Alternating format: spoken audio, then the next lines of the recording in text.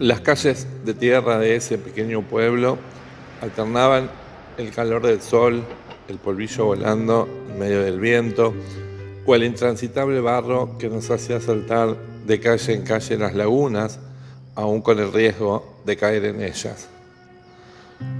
La calle principal tendría 7 cuadras en las que se distribuía el club del pueblo, la estación del ferrocarril, en que el tren ya no corría, los negocios de barrio, la plaza y la iglesia.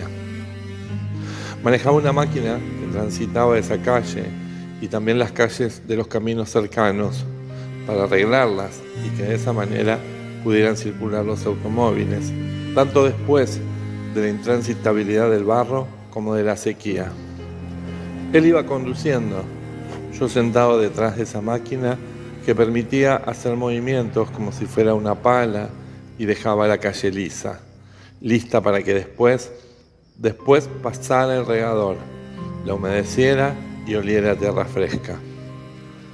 Vi el mundo desde esa máquina, de frente a la calle y de espaldas al conductor. Era niño, mis piernas colgaban y se movían como lo hacía la pala sobre la tierra.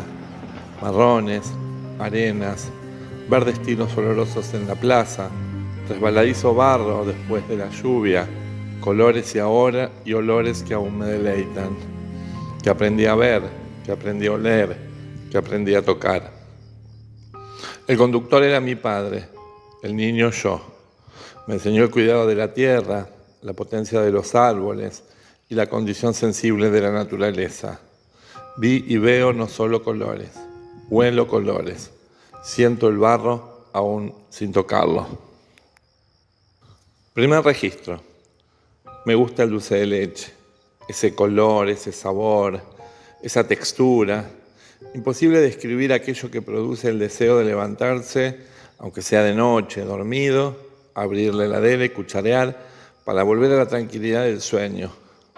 Recuerdo que durante horas hervía la leche, parado en un banquito frente a la cocina y con la cuchara de madera de la cocinera me la entregaba para revolver, siempre para el mismo lugar, como las agujas del reloj, monótonamente, no tenía que cortarse.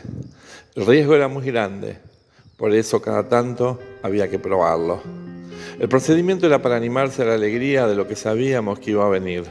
Una olla llena de leche que con azúcar y vainilla luego de varias horas se transformaba en un par de frascos de dulce de leche casero que en muy poco tiempo desaparecerían. Segundo registro. Solía ser invierno, pero también verano. Se encargaba no solo de tejer para sus hijos los suéteres que usarían en el invierno, sino también para regalar, hechos con sus manos, los escalpines y saquitos de lana para todos los niños de amigos, vecinos y amigos de los vecinos. Un ritual previo configuraba la acción de tejer, el desovillo de la lana, que venía en una madeja, tocar la lana, tactilizar no solo el hilo, sino los colores, tejer historias, tejer futuros. Imaginemos 2 sillas enfrentadas, una tardecita de invierno muy fría. El pequeño se sentaba en una de ellas, los pies aún no le tocaban el suelo. La tejedora se sentaba en la otra. Las 2 manos tomaban y sostenían la madeja que la tejedora iba desenrollando para ovillar la lana que se transformaría en un abrigado suéter o en un delicado escarpín. Tocar la lana, registrar el hilo que corre, tirar de ese hilo para que ese bollo se transforme en historia. Hubo y sigue habiendo desde otro plano un vínculo irrenunciable y difícil de narrar más allá del amor. Haciendo dulce de leche o tejiendo escarpines. La cocinera tejedora era mi madre. El niño que revolvía el dulce y desovillaba la lana era yo. Olores, sabores y registros del tocar me llevan a pasar por una lanera y acordarme de ella. Y necesariamente tener dulce de leche en la heladera cuando mis noches desvelan y revelan. El tercer relato fue escrito en abril del 2020 y recuperaré un párrafo para volver desde hoy a él. Me gustaba mucho ir a su casa.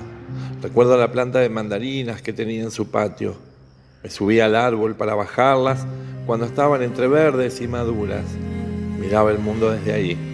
Las nubes dibujaban figuras en el cielo del pueblo. Me froto las manos y aún hoy sale el olor a la cáscara de mandarinas. También tenía una planta de lilas y otra de magnolias. Hacía milanesas como nunca volví a comer. Araceli se llamaba. Era maestra normal, era mi abuela. Y me enseñó el amor por los viajes, por las historias que se cuentan y que se escuchan, la naturaleza y sus colores, olores y sabores. En medio de este enredo en que estamos, hace 2 días me preguntaron, si fueras árbol, ¿cuál serías? Sin dudas y sin pensarlo dije magnolia. Y en ese mismo momento me trasladé a ese patio, a esa maravillosa planta y sentí su olor, dulce y sereno, como era ella, mi abuela, haciéndome lugar.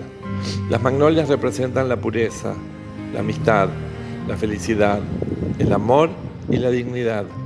La magnolia es un ingrediente calmante. Mi abuela me enseñó la calma porque me calmó, me acompaña.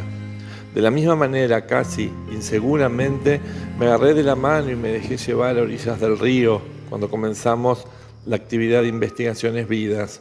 Y me angustié y las lágrimas corrieron, pero quien me agarraba de la mano me dio la seguridad necesaria para seguir caminando. Volver sobre un relato para explicar el mundo hoy. Olores, sabores, colores de la infancia, tan puestos en el hoy, como la compañía de quien tomándome de la mano en el río o preguntándome qué árbol quería ser, repusieron gestos sensibles, botánicos que me hacen quien soy. Disfruto de su olor, de la misma manera que siento que las magnolias tatuadas, grabadas en el centro de mi espalda, suavizan, calman y me acompañan acompasada y serenamente como mi abuela. Y ahora sí, me dejo llevar. Vuelvo a los espacios entre quien alisa la calle, quien revuelve el dulce de leche que se está haciendo, quien está haciendo el ovillo para tejer, las manos con el olor a mandarina, varios registros que cubren el entre, distintas formas de mirar, distintas formas de tocar, distintas formas de oír, distintas formas de oler, distintas formas de degustar, una sola escena posible, la vida vivida, unas marcas que retumban, marcas de infancia que me recuerdan, por ahí es, de ahí viene, incluso antes del origen. Esos gestos que conmueven, esas vidas que vale la pena vivir. Elegí crear las historias para llenar de relatos esos agujeros de la memoria. También elijo compartirlas para generar condiciones de ejemplaridad en torno al trabajo con lo narrativo. También elijo hacerlas públicas, porque en esa apuesta ético-político se juega quién soy, se juega quién fui y se juega quién seré y quiero ser. Y también porque la narrativa cura, y es en el marco de esa cura que creo que la vida, mi vida, nuestra vida, está en común unidad. Ese para mí es el sentido, los sentidos del trabajo con vidas infinitas.